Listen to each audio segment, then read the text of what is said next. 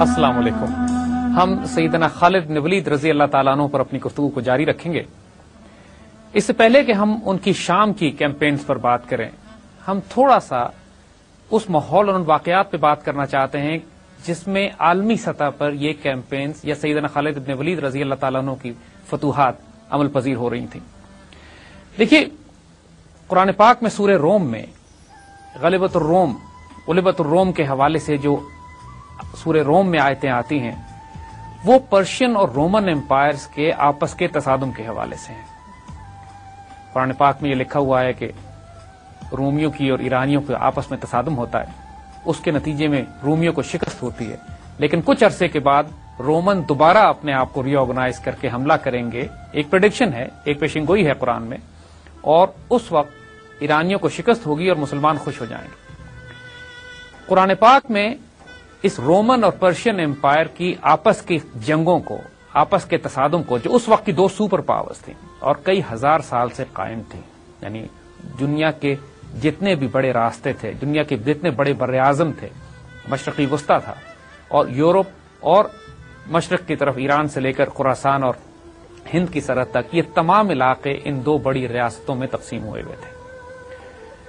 اور قرآن پاک میں خاص طور پر اس واقعے کا ذکر کرنے کا مقصد یہ تھا کہ مسلمان عالمی سطح پر ہونے والی تبدیلیوں، جیو اسٹریٹجی اور جیو پالیٹکس اور global super power confrontation scenario, یعنی جو دو عالمی طاقتیں آپس میں تصادم کرتی ہیں تو اس کے نتیجے میں کیا حالات اور واقعات جنم لیتے ہیں، مسلمانوں کے ایمان اور دین کا حصہ بنا دیا گیا قرآن میں ذکر کر کے کہ مسلمان اس کو مانیٹر کریں. دوسری طرف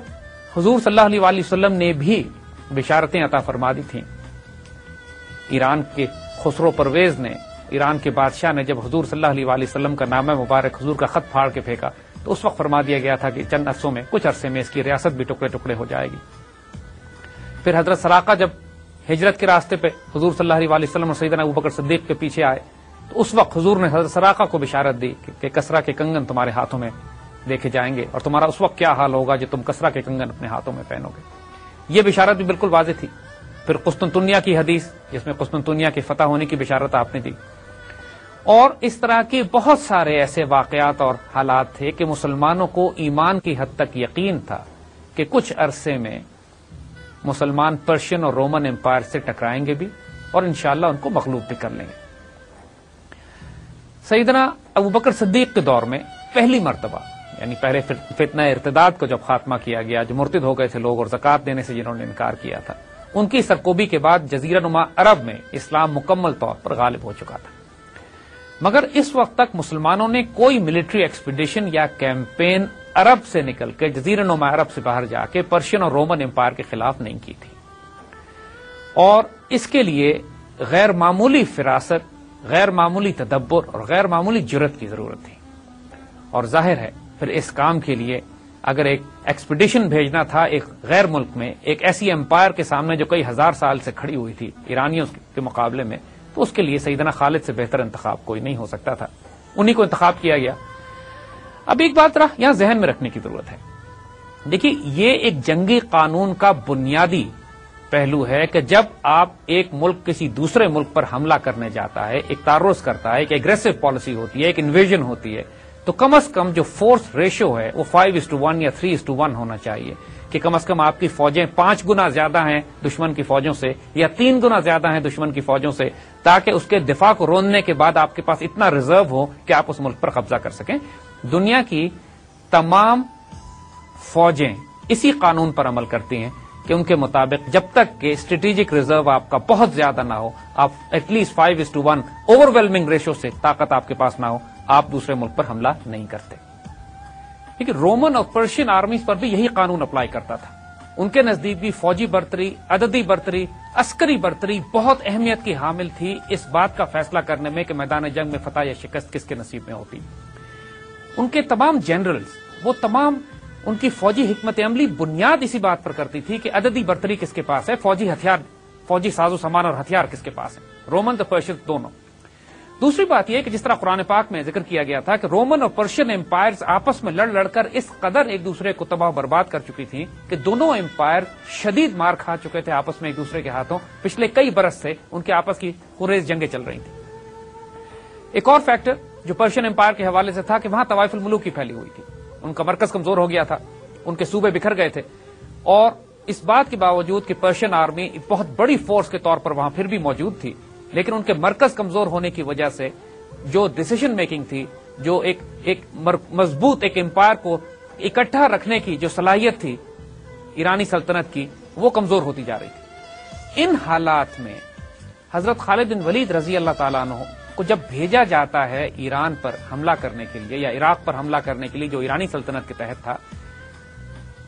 وہ جو کچھ کرتے ہیں اس کے بعد، اس سے پہلے حربی تاریخ میں، جنگی تاریخ میں وہ چیز اس سے پہلے کبھی نہیں کی گئی۔ انہوں نے تمام جنگی قوانین نئے لکھ دیے، یعنی آج تک 1400 سال گزرنے کے بعد دنیا حضرت خالد بن ولید کی جنگوں سے سبق سیکھتی ہے، نئے لاز لکھے گئے، نئے ڈاکٹرن لکھے گئے اس کے بعد، اور مسلمانوں نے شاید سیدنا خالد بن ولید کی اتنی قدر نہیں کی جتنی مغرب کے جنگی حکمت عملی کو اینالائز کرنے والے اسٹریٹجسٹ اور ٹیکٹیشینز اور جنرلز ان کی کیمپینز کو اسٹڈی کرتے ہیں اور پڑھتے ہیں، کیونکہ انہوں نے وہ تمام قوانین توڑ دیے جو اس سے پہلے دنیا میں رائج تھے۔ یعنی جب مسلمانوں نے حملہ کیا پرشیا کے اوپر، پرشین امپائر پہ، عراق ان کا پروونس تھا، تو جو بھی فوج ان کے مقابلے پر آتی تھی وہ کم از کم 5 گنا بڑی ہوتی تھی۔ یعنی یہ بات کہ عددی برتری اتنی ہونی چاہیے کہ حملہ آور فوج 5 گنا زیادہ ہو، جس فوج پر حملہ کیا جا رہا تھا وہ 5 گنا زیادہ ہوتی تھی۔ اس کے بعد کہاں یہ حال کہ عسکری وسائل اور سامان اور ہتھیار ان کا آپس میں ریلیشن شپ، مسلمانوں کا حال یہ تھا کہ ان میں کوئی ریگولر آرمی نہیں تھی، وہ ایک بہت ہی غیر معمولی فوج تھی کہ جس میں نہ کوئی افسر ہوتے تھے نہ کوئی جوان ہوتے تھے، جس کو چاہتے تھے افسر لگا دیتے تھے، جب چاہتے تھے افسر معزول ہو کے سپاہیوں کی صف میں آ جایا کرتا تھا۔ یہ تمام جہاد کے جذبے سے سرشار والنٹیئر آرمی تھی، جس کو نہ تنخواہیں ملتی تھی، جس کے پاس نہ جنگی ساز و سامان تھا نہ وسائل تھے، جس کو گھوڑے مل گئے وہ گھوڑے پہ سوار ہو گیا، جس کو اونٹ ملے وہ اونٹ پہ بیٹھ گیا، اور اس کی وجہ سے یہ ایک لائٹ کیولری بنتی تھی۔ یہ بہت ان کے پاس سوائے آرچری کے یعنی تیر اندازی کے سامان کے اور تلواروں کے اور نیزوں کے اور کوئی جنگی ساز و سامان ہوتا ہی نہیں تھا، اور پوری فوج کے پاس یونیفارم نہیں تھے۔ یعنی کمال کی بات یہ ہے کہ ڈھالیں بھی نہیں ہوا کرتی تھی، جس کے پاس جو لگا وہ ہے، یونیفارمز ان کے تھے نہیں، پھٹے پرانے کپڑے، اور بعض جگہ تو تلواریں بھی بغیر نیام کے ہوتی تھی، صرف کپڑے لپیٹ دیے جاتے تھے ان کے اوپر۔ آپ صرف یہ اندازہ کیجئے کہ یہ وہ فوج ہے کہ جو سیدنا خالد بن ولید اپنی قیادت میں جزیرہ نما عرب سے نکال کر پرشین امپائر کو چیلنج کرنے کے لیے لے کر جا رہے ہیں۔ اور پھر اس سے اگلی بات ہم آپ کو بتائیں، یہیں پہ بات کافی نہیں ہے، پھر جو جنگیں ہوا کرتی تھیں، یعنی جو تمام عراقی کیمپینز کی جنگیں ہیں، چاہے جنگ ذات سلاسل ہے یا اس کے بعد ہونے والی جتنی بھی، اس میں جو کیجوئلٹی ریشو تھا وہ اتنا غیر معمولی ہوا کرتا تھا کہ عقلیں دنگ رہ جاتی ہیں۔ یعنی ایک طرف پوری پرشین آرمی ہے، ایک طرف یہ ریگ ٹیگ پھٹے پرانے کپڑوں میں ایک والنٹیئر ملیشیا آرمی ہے جو جذبہ جہاد سے صرف سرشار ہو کے جاتی ہے اور تمام جنگی قوانین توڑ رہی ہے، یہ کیونکہ نہ اس کے پاس وسائل ہے نہ عددی برتری ہے، اور یہ ایک ایسی جگہ پہ جا کر جنگ کرنے کی کوشش کر رہے ہیں جہاں پہ ان کی سپلائی لائن بھی بہت زیادہ ایکسٹینڈ ہو جاتی ہے، یعنی ایکسٹیریئر لائنز پر آپ آپریٹ کر رہے ہیں، دشمن ہوم گراؤنڈ پہ کام کر رہا ہے، لہذا تمام جنگی قوانین تو یہاں ٹوٹ چکے ہیں۔ اس کے بعد جب جنگ ہوتی ہے تو نتیجہ کیا ہوتا ہے؟ یعنی جنگوں میں حال یہ ہوتا ہے کہ جب پرشینز کے ساتھ جنگ ہوتی ہے تو ایک جنگ میں 50,000 مارے جاتے ہیں اور مسلمان 400 شہید ہوتے ہیں۔ یعنی ریلیشن شپ بھی یہاں پر عقل کو دنگ کر دینے والا ہے کہ جنگی وسائل پورے نہیں ہیں، آپ ہوم گراؤنڈ میں نہیں ہاسٹائل ٹیریٹری میں جنگ کر رہے ہیں، آپ کے پاس وسائل پورے نہیں ہیں، اور اس کے بعد جب جنگ ہوتی ہے تو اتنا غیر معمولی نتیجہ نکلتا ہے کہ دنیا کی تمام جنگی حکمت عملی یہاں پھر فیل ہو کے رہ جاتی ہے۔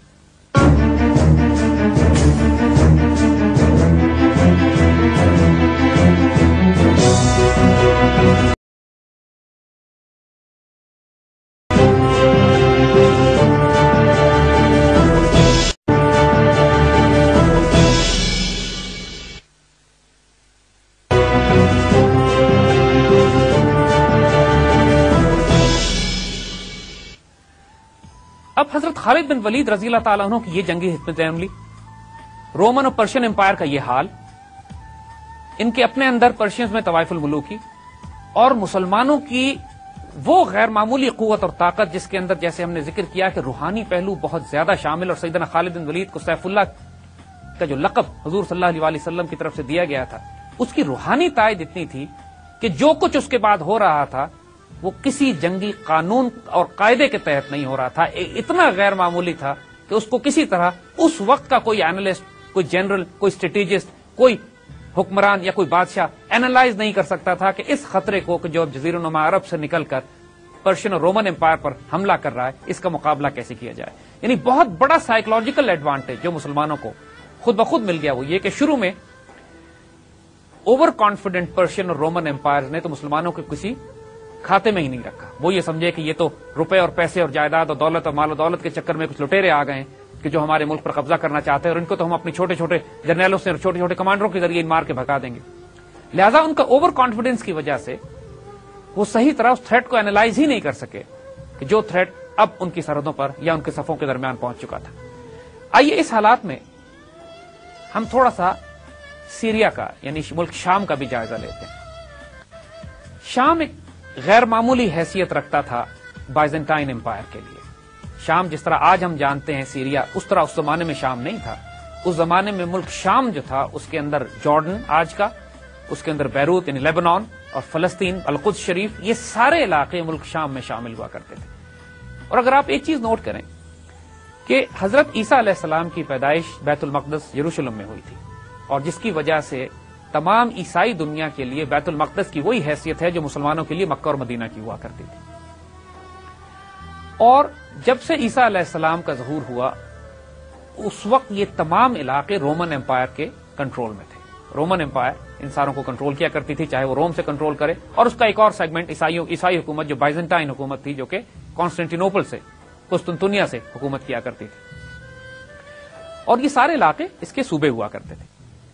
اس صورتحال میں چند سو سال کے بعد عیسیٰ علیہ السلام کے عیسائیت لے کر آنے کے بعد رومن امپائر نے عیسائیت قبول کر لی، اور نتیجہ یہ ہوا کہ یہ تمام علاقے پھر عیسائی بن گئے۔ یعنی استنبول میں آج بھی اگر آپ جائیں تو آیا صوفیہ کے نام سے جو بہت بڑا ان کا ایک کلیسا ہے جو کہ تقریباً 900 سال پرانا ہے، اور وہ اسی بائزنٹائن امپائر کی ریپرزنٹیشن تھی۔ تمام صلیبی جنگیں جو ہوا کرتی تھیں اس کا مرکز اور بنیاد شروع میں کانسٹینٹینوپل تھا، بائزنٹائن امپائر اس کی بنیاد ہوا کرتی تھی، اور وہ ایشیا مائنر اور ترکی کے راستے آیا کرتے تھے بیت المقدس اور شام اور مصر میں جنگ کرنے کے لیے۔ اس زمانے میں جب خالد بن ولید رضی اللہ تعالیٰ عنہ نے اپنی ملٹری ایکسپیڈیشنز عراق میں شروع کی اور اس کے بعد حضرت ابوبکر صدیق نے ان کو شام جانے کا حکم دیا، تو اس وقت کی جنگی حکمت عملی اور حالات یہ تھے کہ شام رومن امپائر، رومن بائزنٹائن امپائر کا صوبہ تھا، رومی کہلاتے تھے، اور بنیادی طور پر جتنے کمانڈرز تھے وہاں پر وہ تمام یورپ سے آیا کرتے تھے۔ یعنی ایک غیر معمولی بات یہ ہے کہ اگر ہم اس کو آج کی پرسپیکٹو میں اینالائز کریں تو جو کچھ اس وقت مسلمانوں اور رومنز کے درمیان میں ہوا وہ پہلی بڑی صلیبی جنگ تھی۔ یعنی وہ ایک طرف وہ تمام کروسیڈنگ آرمیز شام میں موجود تھیں، اور بذات خود ہرقل یعنی ہرکولیس جس کا نام تھا، جو کانسٹنٹائن تھا، جو ہی was the king of Constantinople, جس کا مرکز کانسٹینٹینوپل تھا، قسطنطنیہ تھا، وہ بذات خود موجود تھا شام میں اور اپنی تمام فوجوں کو کمانڈ کر رہا تھا، اور اس کے جو صوبے آرمینیا سے لے کر یورپ تک پھیلے ہوئے تھے ان کے تمام کمانڈرز اور ان کی فوجیں شام میں موجود تھیں۔ یعنی اس میں یوگوسلاو کے لوگ بھی موجود تھے، آرمینینز بھی موجود تھے، فرینکش یعنی یورپ کے لوگ بھی، جس کے اندر انگریز اور فرینچ اور جرمنز اور دوسرے یہ تمام قومیں جو بعد میں صلیبی جنگوں کی صورت میں بھی یہ تمام قومیں دوبارہ بیت المقدس شریف کو آزاد کرانے کے لیے آئی تھیں۔ اس وقت جب سیدنا ابوبکر صدیق رضی اللہ تعالیٰ عنہ نے اپنی فوجوں کو روانہ کیا، ہراول دستے بھیجے شام میں، جبکہ خالد بن ولید رضی اللہ تعالیٰ عنہ عراق میں کیمپینز کر کے اس پر قبضہ کر رہے تھے، اس وقت پورا شام بنیادی طور پر مقامی آبادی تمام کی تمام یا عیسائی تھی، یا اس میں عرب تھے، یا اس میں مجوسی تھے پارسی، یا بنیادی طور پر وہ لوگ آباد تھے کہ جو باجگزار تھے، رعایا تھے کانسٹنٹائن کی امپائر کے۔ اب اس صورتحال میں آپ یہ دیکھیے کہ جب خالد بن ولید رضی اللہ تعالیٰ عنہ کو بھیجا جاتا ہے، اس سے پہلے جو دستے مسلمانوں کے پہلے پہنچ چکے تھے ان میں جلیل القدر صحابی حضرت ابو عبیدہ ابن جراح رضی اللہ تعالیٰ عنہ جو عشرہ مبشرہ میں شامل ہیں، وہ بھی ایک دستے کی کمان کرتے ہوئے شام میں موجود تھے۔ مختلف سمتوں سے مسلمانوں کے کئی دستے تھے جو مختلف علاقوں میں موجود تھے، اور ان کے مقابلے پر کانسٹنٹائن نے، ہرقل نے اپنی بہت بڑی فوج اکٹھی کرنا شروع کر دی، اور خطرہ یہ ہونے لگا کہ مسلمانوں کے جو دستے بکھرے ہوئے ہیں پورے شام میں، اس کی اسٹریٹجی یہی تھی کہ مسلمانوں کے دستوں کو آپس میں ملنے نہ دیا جائے اور ایک ایک ڈٹیچمنٹ کو، ایک ایک بریگیڈ کو اپنی جگہ پہ آئسولیٹ کر کے تباہ کر دیا جائے۔ اس کی اسٹریٹجی یہ تھی کہ بہت بھاری فوج کے ساتھ وہ آئے اور آپس کے راستے، درمیانی راستوں کو منقطع کر کے، ابو عبیدہ ابن جراح کی ڈٹیچمنٹ بریگیڈ ایک طرف رہ جائے گا، دوسرے صحابہ کی ڈٹیچمنٹ بریگیڈ دوسری طرف رہ جائیں گے، اور بیچ کے راستوں کو منقطع کر کے وہ ایک ایک بریگیڈ کو گھیر کر تباہ کرتا چلا جائے گا۔ جب یہ خبر سیدنا ابوبکر صدیق رضی اللہ تعالیٰ عنہ کے پاس پہنچی تو آپ نے حضرت خالد بن ولید سے عراق میں ان کو حکم دیا کہ آپ شام تشریف لائیے، اور اپنے 900 ساتھیوں کے ساتھ انہوں نے پھر وہ غیر معمولی سفر کیا، لاجواب سفر کیا، جس کو ہم پہلے ذکر کر چکے ہیں کہ وہ ایک ریگستان سے ہوتے ہوئے جہاں پانی کا ایک قطرہ نہیں تھا اور گم ہونے کے پورے چانسز تھے اور کسی کو یقین نہیں تھا کہ وہ سفر کر کے سلامت پہنچ سکیں گے، لیکن انہوں نے سفر کو کیا، شام میں داخل ہوئے، اور جس کو کہتے ہیں انگریزی میں کہ he had the advantage of surprise, انہوں نے پورے رومنز کو، ان پورے گیرزنز کو کہ جو شام میں تھے، کیونکہ وہ توقع نہیں کر سکتے تھے کہ اس راستے سے عراقی فوجیں آ کر، عراقی مسلمان فوجیں آ کر اپنے ان گیرزنز کو مضبوط کریں گی یا ان کی کمک سپلائی پہنچائیں گی کہ جو آلریڈی شام میں رومنز کے نرغے میں آنے والے تھے۔ شام میں سب سے پہلے سیدنا خالد بن ولید رضی اللہ تعالیٰ عنہ نے حضرت ابو عبیدہ ابن جراح سے رابطہ قائم کیا، اور ان کی فوجیں آپس میں ملتی ہیں، اور ان کا آپس میں، جس کو آج کل کی زبان میں کہتے ہیں کہ دو مسلمان بریگیڈ دے لنکڈ اپ، ان کی لنکنگ اپ ہوتی ہے، اور اب بیٹھ کے جنگی حکمت عملی تیار کی جاتی ہے۔ یہ حکمت عملی بنائی گئی کہ تمام مسلمان فوجیں بالفور اپنے آپ کو اکٹھا کریں تاکہ اکیلے اکیلے دشمن کے نرغے میں آنے کے بجائے ایک اکٹھا ہو کر ایک بڑی فوج تشکیل دی جائے، اور جو براہ راست رومن امپائر کے قلب پہ حملہ کرے، یعنی دمشق پہ قبضہ کرنے کی کوشش کرے۔ اگر دمشق فال ہو جاتا ہے تو اس کے بعد شام پر قبضہ کرنا بہت آسان تھا، نہیں بڑے بڑے صوبے جو وہاں پہ موجود تھے، ایک دمشق تھا، ایک بڑا شہر جو تھے دمشق تھا، دوسرا بیت المقدس شریف تھا، انطاکیہ تھا، تمام وہ جو سمندر کے ساتھ ساتھ جو آج کل کے لبنان اور بیروت کے آس پاس کے علاقے ہیں، وہ تمام بڑے بڑے قلعے اور شہر موجود تھے۔ بہت بڑا مرکز تھا یہ بائزنٹائن امپائر کا، وہ اس کو اپنی prize crown of the empire کہا کرتے تھے، اور اتنا خوبصورت صوبہ تھا یہ کہ پورے بائزنٹائن امپائر میں اس سے زیادہ خوبصورت صوبہ ان کے پاس کوئی نہیں تھا، اور ظاہر ہے وہ بہت جیلسلی اس کو گارڈ کرنے کے لیے تیار تھے۔ پلان یہی کیا گیا، پہلے مسلمانوں نے چھوٹی چھوٹی جھڑپیں ہوئی، بصرہ کے شہر پہ قبضہ ہوا، چند ایک چھوٹے چھوٹے قلعوں پہ قبضہ کیا گیا، لیکن اس کے بعد مسلمانوں نے اپنا محاصرہ دمشق یعنی ڈماسکس کے گرد لگایا اور انتظار کرنے لگے کہ کسی طرح اس پر قبضہ کیا جا سکے۔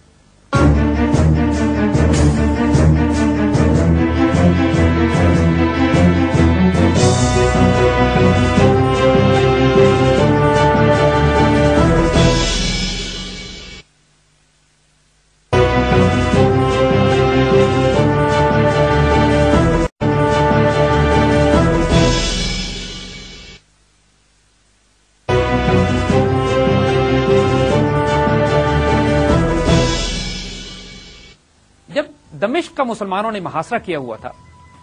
تو اسی وقت مسلمانوں کو خبر یہ ملی کہ جو وہاں کے رومن بادشاہ نے، ہرقل نے اپنی فوجوں کو اس طرح ری آرگنائز کیا ہے کہ وہ مسلمانوں کو پشت سے گھیرنا چاہتا ہے، اور اجنادین کے مقام پر ان فوجوں کو جمع کیا جا رہا ہے۔ مسلمانوں نے جب یہ دیکھا کہ دمشق کا محاصرہ طویل ہو رہا ہے تو خالد بن ولید رضی اللہ تعالیٰ عنہ نے اپنی تمام فوجوں کو وہاں سے لیا اور واپس نکلے حضرت ابو عبیدہ ابن جراح کے ساتھ، اور اپنی فوجوں کو اجنادین کے مقام کی طرف بڑھنا شروع کیا کہ جہاں پر ان کی بہت بڑی ایک فیصلہ کن جنگ ہونے والی تھی۔ لیکن اس سے پہلے ایک غیر معمولی واقعہ ہوا۔ مسلمانوں کا جو کیمپ، مسلمانوں کا جو لشکر وہاں سے واپس نکلا ہے تو اس کے آخر میں عورتوں کے خیمے تھے، اور مسلمان اور سیدنا خالد بن ولید اپنی فوجوں کے ساتھ جب ذرا آگے نکل گئے تو رومنز اس قلعے سے نکلے، دمشق کے قلعے سے باہر آئے، اور تقریباً 6000 سواروں نے مسلمان عورتوں کے خیموں کو گھیر لیا۔ رومنز نے مسلمان خواتین کے خیموں کو گھیر لیا، اس میں حضرت خولہ نے، جو حضرت زرار کی بہن تھی، انہوں نے تمام مسلمان خواتین کو ہمت دلائی اور انہوں نے خیموں کی لکڑیاں اور ڈنڈے اور چوبے نکال کر رومن سے مقابلے کے لیے تیار ہو گئے، اور رومنز کا خیال یہ تھا، اور 6000 رومن کیولری، ان کے سپاہیوں کا خیال یہ تھا کہ مسلمان عورتوں کو زندہ گرفتار کر کے دمشق کے قلعے میں لے جائیں گے۔ خالد بن ولید کو جب آگے یہ اطلاع ملی کہ عورتیں گھیرے میں آ گئی اور یہ قیامت ٹوٹ پڑی ہے، کفار کو اندازہ نہیں تھا کہ انہوں نے کس کو چھیڑ دیا ہے۔ ایک خالد بن ولید جن کی غیرت کا سوال کہ مسلمان عورتیں رومن سے قبضے میں جانے والی ہیں، اور دوسری طرف حضرت زرار کا جلال جن کی بہن پھنسی ہوئی تھی وہاں اور باقی بہنوں کے ساتھ۔ رومنز کو اندازہ نہیں ہوا کہ واٹ ہٹ دم۔ آپ یقین کریں گے کہ اس طرح سے بجلی گرائی ہے خالد بن ولید اور حضرت زرار اور چند ساتھیوں نے، ان کے پورا قافلہ آگے جا چکا تھا، یہ واپس پلٹے تھے تھوڑی سی ڈٹیچمنٹ کے ساتھ. 6000 رومنز میں سے صرف 100 جان بچا کے بھاگ سکے، باقی سارے اسی میدان میں ذبح کر دیے گئے. جیسے ہم نے بات کی کہ سیدنا خالد بن ولید ہلکا ہاتھ رکھنے پہ قائل ہی نہیں تھے. وہ جب تلوار نکالتے تھے جب تک 1000-2000 گردنیں نہ اتار لیتے سکون ان کو نہیں آتا تھا. اور یہ وہ دہشت تھی جو پورے روم میں ان کے آنے سے پہلے پھیل چکی تھی، کیونکہ ان کی یہ ساری کارنامے جو کہ عراق میں کر چکے تھے، سیدنا خالد کے شام پہنچنے سے پہلے یہاں کے ایک ایک شامی کو، ایک ایک رومی کو یہ واقعات معلوم تھے. اجنادین کی لڑائی پہلی بڑی لڑائی تھی کہ جو مسلمانوں اور رومنز کے درمیان ہوئی. یہاں پہ بھی فورس ریشو دیکھیے، 1 لاکھ رومنز تھے. رومنز نے بھی اپنا ہراول فوج بھیجی تھی. ان کا خیال تھا کہ 40,000 کے مسلمانوں کو، جو تمام شام سے مسلمان اٹیچمنٹس اور بریگیڈز جمع ہو گئے تھے، تو 40,000 کا دستہ بنا تھا اور رومنز 1 لاکھ کی تعداد میں تھے. ظاہر ہے جیسے ہم نے عرض کیا کہ رومنز کو ابھی تک مسلمانوں سے کبھی ایسا واسطہ نہیں پڑا تھا کہ وہ مسلمانوں کی جنگی حکمت عملی کو سمجھ سکتے یا ان کی وار یا ملٹری اسٹریٹجی دیکھ سکتے. اور خالد کا انہوں نے نام ضرور سنا تھا، لیکن خالد کو میدان جنگ میں ایز سچ اس طرح دیکھا نہیں تھا. وہ 6000 جو دمشق کے باہر خالد کو ملے تھے، اس میں سے شاید ہی کوئی زندہ بچا تھا کہ جو بعد میں کہانیاں سناتا جا کے. اب اس کیفیت میں جب جنگ شروع ہوتی ہے، اب وہی ساری ٹیکٹکس اور اسٹریٹجیز کہ جو رومن سیکھ کر آئے تھے اپنی کئی ہزار سال کی تاریخ میں جو جنگی حکمت عملی، اس کے تمام قوانین وہاں ٹوٹ رہے تھے. جو حملہ آور فوج تھی وہ صرف 40,000 تھی، یہ 1 لاکھ تھے. حملہ آور فوج ایکسٹیریئر لائنز پہ آپریٹ کر رہی تھی، وہ ہوم گراؤنڈ پہ تھے. حملہ آور فوج کے پاس کوئی بھاری ہتھیار نہیں تھے، ان کے پاس منجنیقیں بھی تھیں، آرمر بھی تھا، یونیفارم بھی تھے، تمام ذرہ بختر بھی تھے، سر سے لے کے پاؤں تک خود میں بھی اور لوہے میں فولاد میں ڈوبے ہوئے سپاہی بھی تھے، نائٹس تھے. اور مسلمانوں کے پاس ہلکی تلواریں، لائٹ کیولری، تیر تلوار، نیزے، بس. اور جب جنگ اجنادین ختم ہوتی ہے تو پھر وہی غیر معمولی بات، 70,000 رومی قتل ہوتے ہیں، 450 مسلمان شہید ہوتے ہیں. اس کو کس طرح سمجھائیں گے؟ دیکھیے، ایک تمام دنیا کی جنگی تاریخ اٹھا کے دیکھ لیجئے، یہ رزلٹ کس طرح ہو سکتا ہے؟ یہ کون سی فورسز تھیں جو آپریٹ کر رہی تھیں وہاں پہ؟ کیا یہ صرف میٹل ٹو میٹل تھا؟ کہا جاتا ہے کہ اسلام تلوار کے زور پہ پھیلا. سوال یہ کہ کیا رومن اور پرشین امپائر نے چوڑیاں پہنی ہوئی تھیں؟ کس تلوار کے زور پر پھیلا؟ کب مسلمانوں کے پاس نیومریکل سپیریورٹی تھی کہ مسلمانوں نے ان پر غلبہ پا لیا طاقت کے زور پر؟ کب مسلمانوں نے ہتھیاروں اور عددی برتری کے زور پر ان کو تباہ برباد کیا؟ یہ ایک ایسی غیر معمولی بات ہے کہ جب تک کہ اس کے روحانی ڈائمنشن کو آپ نہیں سمجھیں گے، جب تک کہ آپ اس کی ان اسپرچل فورسز کو نہیں سمجھیں گے کہ جو ان فوجوں کے ساتھ تھیں، آپ کبھی بھی اس کی اسیسمنٹ نہیں کر سکتے کہ اس قسم کی جنگ کے بعد اس قسم کا نتیجہ کیسے نکل سکتا تھا. جنگ بدر میں حضور صلی اللہ علیہ وسلم کی وہ ایک مٹھی اٹھا کے پھینکنے والا واقعہ جس کو قرآن نے فرمایا کہ وہاں اذا رمیت ولکن اللہ رما، اور پھر وہ ملائکہ کے نزول کا واقعہ کہ ملائکہ صف در صف نازل ہوتے ہیں اور مسلمانوں کے ساتھ شامل ہوتے ہیں. اور اس جنگ میں بھی 14 مسلمان شہید ہوئے اور 70 کافر مارے گئے. اور اگین وہی بات کہ مسلمان 1/3 تعداد بھی نہیں تھے اور بے سر سامانی کا عالم تھا، اس کے باوجود ڈیسائسو بیٹل، ڈیسائسو وکٹری مسلمانوں کے نصیب میں آتی. اور تاریخ اسلام میں کوئی جنگ اس کے بعد نہیں لڑی گئی کہ جب مسلمان عددی طور پر دشمن سے زیادہ ہوں. یہ ایک ایسا غیر معمولی معجزہ ہے، ایک ایسا غیر معمولی یہ ایک ایونٹ ہے، ایک معاملہ ہے کہ جس کو کوئی جنگی اینالسٹ صرف انٹلیکٹ پہ اینالائز نہیں کر سکتا. وہ اس کو مسلمانوں کی حربی حکمت عملی پہ، مسلمانوں کی پھرتی پہ، لائٹ کیولری کے اوپر، مسلمانوں کے فلینکنگ چارج کے اوپر، ان ساری باتوں پر الزام دیتے ہیں یا اس پہ ان کو سبب بتاتے ہیں مسلمانوں کی کامیابی کا. اس میں کوئی شبہ نہیں ہے کہ خالد سے بہتر کیولری آفیسر کائنات میں واقعی پیدا نہیں ہوا. جہاں پہ ان کی اور خصوصیات تھیں، وہ کیولری کو جنگ میں جس طرح استعمال کرتے تھے اس سے پہلے کبھی بھی کیولری استعمال نہیں ہوئی. کبھی وہ کیولری کو استعمال کرتے تھے دشمن کی کیولری کو انگیج کرنے کے لیے، جو کہ عام طور پہ بھاری ہوتی تھی کیونکہ ان کے پاس آرمر زیادہ ہوتا تھا. مسلمانوں کی لائٹ کیولری تھی. پھر جب کیولری کو انگیج کرتے تھے اور فوراً ہی ڈس انگیج ہو کے ان کی انفینٹری پہ اٹیک کرتے تھے، اور جب انفینٹری پیچھے ہٹتی تھی پھر دوبارہ یہاں سے ڈس انگیج ہو کے کیولری کو روکتے تھے. یعنی جس طریقے سے فلینکنگ مووز اور انگیجمنٹ اور ڈس انگیجمنٹ کیولری کی خالد کیا کرتے تھے، یہ اس زمانے کی سائنس نہیں تھی. یہ ایک جدید سائنس تھی. یہ ایک ایسی وار اسٹریٹجی اور وار حکمت عملی تھی کہ جو دنیا نے اس سے پہلے نہیں دیکھی تھی. اور جہاں غیر معمولی قوتیں اور طاقتیں خالد کے ساتھ رضی اللہ تعالیٰ عنہ کی مددگار تھیں، جو وہ خود کہتے ہیں جو روحانی نور اور فیض حضور صلی اللہ علیہ وسلم سے براہ راست میدان جنگ میں لیا کرتے تھے، اس کے ساتھ ساتھ جنگی حکمت عملی بھی کچھ اتنی غیر معمولی تھی کہ واقعی جو اس کو اینالائز کرے تو اش اش کر اٹھتا ہے. کوئی وجہ ہے کہ کہ خالد بن ولید کو چنا گیا تھا سیف اللہ کے لیے، اور کوئی وجہ ہے کہ فاتح عراق اور شام خالد بن ولید کو بنایا گیا۔ اجنادین کی جنگ کے بعد مسلمان اب اس قابل تھے کہ پورے شام کے مختلف علاقوں میں پھیلیں اور براہ راست دشمن کو چیلنج کرنا شروع کریں۔ یہ بہت بڑی شکست تھی رومنز کے لیے، لیکن ابھی ان کے پاس ریزروز باقی تھے۔ بڑے بڑے شہر دمشق ان کے پاس تھا، بیت المقدس ان کے پاس تھا، اور ان کے بڑے گیرزنز تھے، اور اب ان کو ہوش آیا پہلی دفعہ جب انہوں نے خالد کے ہاتھوں اس طرح ان کا میسکر کیا گیا، اس طرح تقریباً تباہ برباد کر دی گئی پوری رومن آرمی۔ اب ان کو احساس ہوا کہ اس کو سیریس لینا پڑے گا۔ انہوں نے پورے امپائر سے فوجیں بلانی شروع کی۔ آرمینیا کا بادشاہ ماہن خود اپنی فوج لے کے پہنچا، فرینکس پورے یورپ سے فوجیں آئیں، سلاو جیسے ہم نے عرض کیا یوگوسلاویا اور سلاو کے علاقوں سے لوگ آئے، اپنے اپنے ان کے بادشاہ اپنی اپنی فوجوں کو لے کے پہنچے، اور خود ہرکولیس اپنی فوج کے ساتھ خود وہاں موجود تھا، اور بڑے بڑے کمانڈرز اور جنرلز کے ساتھ اس نے دوبارہ ایک جنگ کی بڑی بھرپور تیاری شروع کی۔ مسلمانوں کو معلوم تھا کہ مزید جنگیں آگے خوریز آنے والی ہیں، لیکن جتنی خوریز جنگوں نے آگے آنا تھا، اکثر مسلمان جو کہ مکہ اور مدینے سے آئے تھے ان کو خود بھی اس کا احساس نہیں تھا۔ آگے جو تاریخ ہونی ہے وہ بہت غیر معمولی ہے۔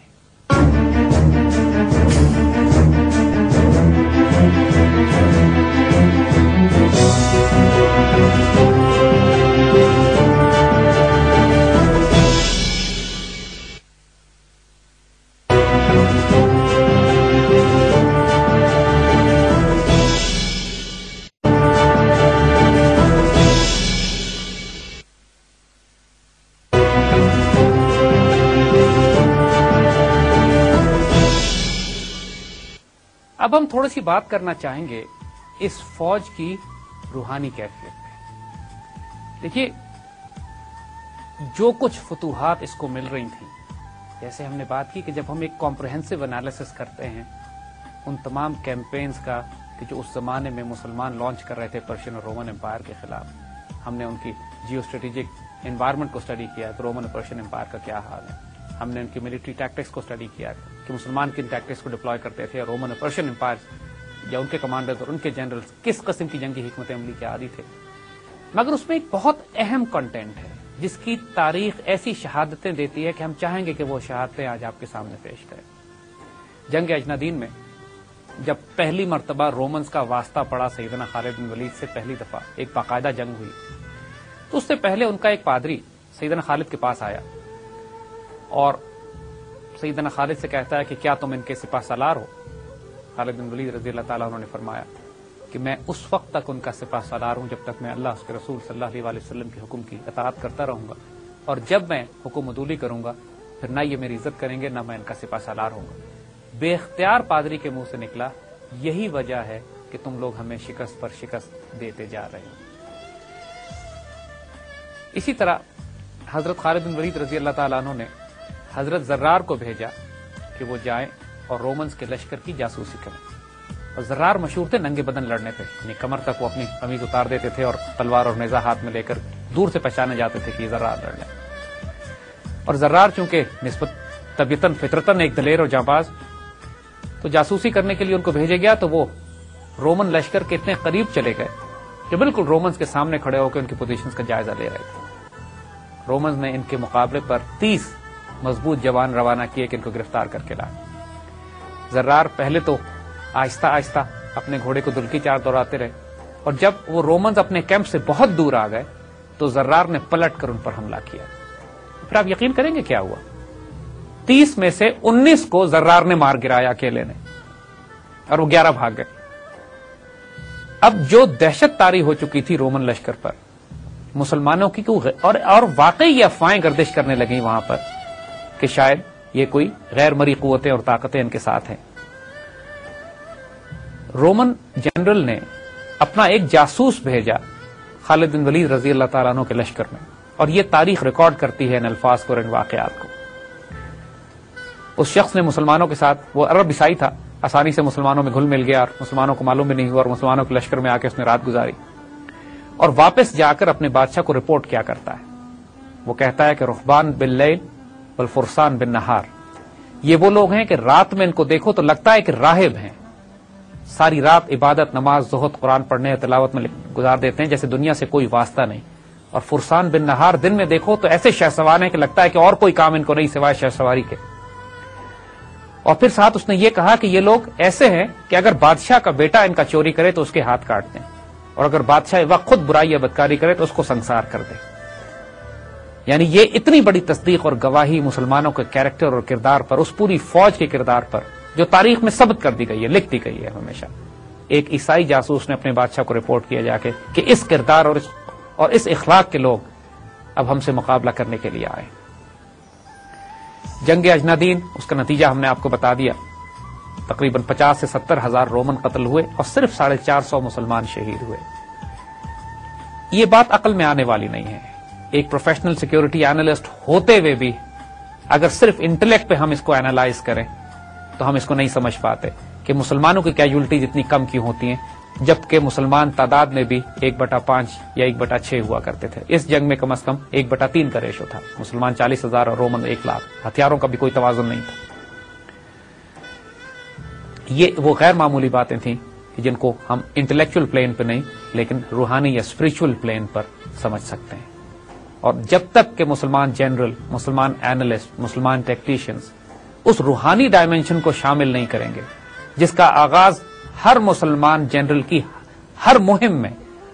ہر اس غازی نے جس نے تاریخ مرتب کی ہے، اس میں سب سے اہم پہلو یہی روحانی ڈائمینشن رہا ہے، چاہے وہ جنگ بدر کی مٹی اٹھا کر پھینکنے سے ہو جو حضور صلی اللہ علیہ وسلم نے پھینکی، یا اس کے بعد آنے والے تمام جنگوں میں اور حالات میں اور واقعات میں۔ یہ نظر نہ آنے والی ڈائمینشن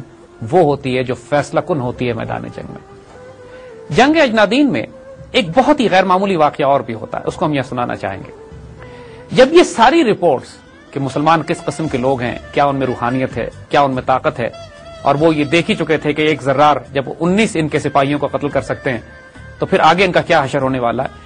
تو جو وردان ان کا گورنر تھا، ان کا کمانڈر تھا، اس نے ایک سکیم بنائی کہ ہم دھوکے سے سیدنا خالد بن ولید رضی اللہ تعالیٰ عنہ کو شہید کر دیں گے۔ اور اس کے لیے اس نے سکیم یہ بنائی کہ رات کو ایک خاص مقام پر اپنے 10 شہ سوار اس نے چھپا دیے، اور ایک آدمی بھیجا اس نے قاصد کے طور پر خالد بن ولید رضی اللہ تعالیٰ عنہ کے پاس، کہ جو خالد بن ولید سے یہ کہے گا جا کے کہ صبح وردان آپ سے ملنا چاہتا ہے، ان کا سپاہ سالار آپ سے ایک میٹنگ کرنا چاہتا ہے میدان جنگ کے بیچ میں، اور جب وہ خالد بن ولید ملاقات کے لیے بیچ میں آئیں گے تو وہ سپاہ سالار خالد بن ولید کو پکڑ لے گا، اور وہ 10 سوار جو چھپے ہوئے تھے رومنز وہ نکل کر آئیں گے اور خالد بن ولید کو شہید کر دیں گے۔ یہ اسکیم انہوں نے بنائی۔ لیکن جب وہ عیسائی خالد بن ولید کے سامنے پہنچا ہے اور اس نے یہ سارا پلان رکھا ہے کہ ہم آپ سے محبت اور پیار کی باتیں کرنا چاہتے ہیں، ایک امن اور پیس ڈیل کرنا چاہتے ہیں، کانفیڈنس بلڈنگ میجر، CBM، یہ سارے معاملات جو آج کل ہم بھی آس پاس ان ٹرمز اور اصطلاحوں کو سنتے رہتے ہیں، دشمنوں کا مزاج اور فطرت یاد رکھیے گا کبھی نہیں بدلے گی جہاں تک مسلمانوں کا تعلق ہے۔ یہ کانفیڈنس بلڈنگ میجرز کا دھوکہ دے کے قتل کرنے کی سازشیں اجنادین میں بھی تھیں، اور آج بھی پاکستان اور انڈیا ریلیشن شپ میں یہی سازشیں چل رہی ہیں۔ خالد بن ولید رضی اللہ تعالیٰ عنہ سیف اللہ ہے، روحانی تائید حاصل ہے، ظاہراً کوئی وجہ نظر نہیں آتی کہ اس بات پر اعتبار نہ کیا جائے، کوئی خرابی بھی نظر نہیں آتی، بیچ میدان جنگ میں جا کے دوسرے کمانڈر ان چیف سے ملا جا سکتا ہے، لیکن اللہ کی طرف سے اشارہ ہوتا ہے اور یہ اللہ کا مجاہد جلال میں آ جاتا ہے۔ گہری آنکھوں میں، نگاہوں میں اتنے غور سے جھانکتے ہیں کہ وہ قاصد کانپ اٹھتا ہے۔ خالد بن ولید اس کو تھریٹ کرتے ہیں کہ یاد رکھو اگر تم نے دھوکہ کیا میرے ساتھ تو میں تمہارا وہ حشر کروں گا کہ تم یاد کرو گے۔ خوف کے مارے وہ قاصد جان کی امان لے کر سارے راز بتا دیتا ہے۔ خالد بن ولید کو جب یہ آشکار ہوتا ہے کہ اصل کھیل کیا تھا تو پہلے تو آپ کو جلال آتا ہے، اور بلکہ آپ خود یہ ارادہ کرتے ہیں کہ تلوار لے کر جائیں اور پہلے تو ان 10 چھپے ہوئے رومنز کو قتل کریں، مگر حضرت ابو عبیدہ ابن جراح نے صلاح یہ دی کہ آپ جانے کے بجائے زرار کو بھیجیے، اور زرار جا کے اس جگہ پر ان کو قتل کریں گے یا ان کو گرفتار کریں گے، اور اگلے دن کی اسکیم ویسی ہی رکھی جائے جیسے کہ تھی۔ لہٰذا اگلے دن جب خالد بن ولید وردان سے ملنے کے لیے میدان جنگ کے بیچ میں پہنچے تو اس سے پہلے رات کو حضرت زرار 10 ساتھیوں کے ساتھ جا کے ان رومنز کو قتل کر چکے تھے، اور ان کے یونیفارم میں، ان کی وردیوں میں، ان کے ضرب، ان کے بختر اور آرمر پہن کر خود وہاں چھپے ہوئے تھے۔ اور جب وردان نے وہی شرارت کی جو اس کو کرنی چاہیے تھی، اس نے خالد بن ولید کو پکڑ لیا اور اپنے ساتھیوں کو آواز دی، تو خالد بن ولید سکون سے وہاں کھڑے رہے، اور حضرت زرار تلوار ہاتھ میں لے کے 10 ساتھیوں کے ساتھ ان کو گھیر کے کھڑے ہو گئے وہاں۔ جب وردان نے یہ دیکھا کہ کھیل الٹ گیا ہے تو صرف یہ بھیک مانگی اس نے خالد بن ولید سے کہ مجھے اپنے ہاتھ سے قتل کیجیے گا، زرار کے ہاتھوں نہ قتل کرائیے گا۔ خالد بن ولید اتنے جلال میں تھے، زرار کو صرف اشارہ کیا اور وردان کی گردن تن سے جدا کر دی گئی۔ اس کے بعد ایک عام حملہ اور ایک عام لڑائی، اور ظاہر ہے جب کمانڈر ان چیف پہلے ہی حملے میں قتل ہو چکا ہو تو اس کے بعد فوجوں نے پھر کیا ٹکنا ہے، پھر وہی ہوا جو ہوا، 70,000 رومن قتل ہوئے، 450 مسلمان شہید، اور اس کے بعد مسلمانوں کا رخ پھر دمشق کی طرف ہو گیا۔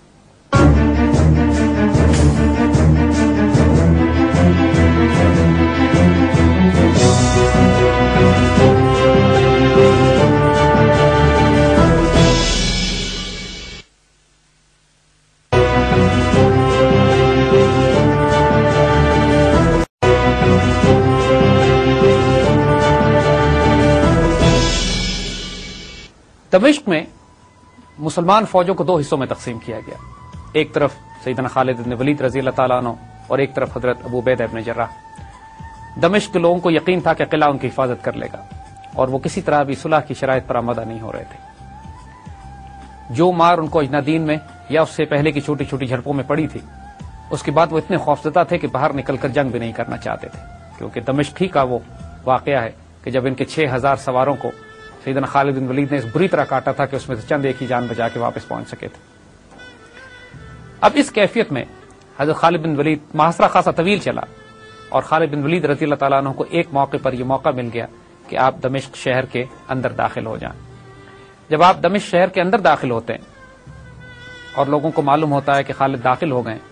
تو شہری جن کو اچھی طرح معلوم تھا کہ ایک طرف خالد ہیں اور دوسری طرف ابو عبیدہ ابن جراح، تو تمام شہر کے بڑے بڑے لوگ اس طرف دوڑے جس طرف ابو عبیدہ ابن جراح تھے، اور دروازہ کھول کر ان سے امن کی شرائط طے کر لی اور امان طلب کی۔ حضرت ابو عبیدہ نے ان کو امان دے دی، اور پورا شہر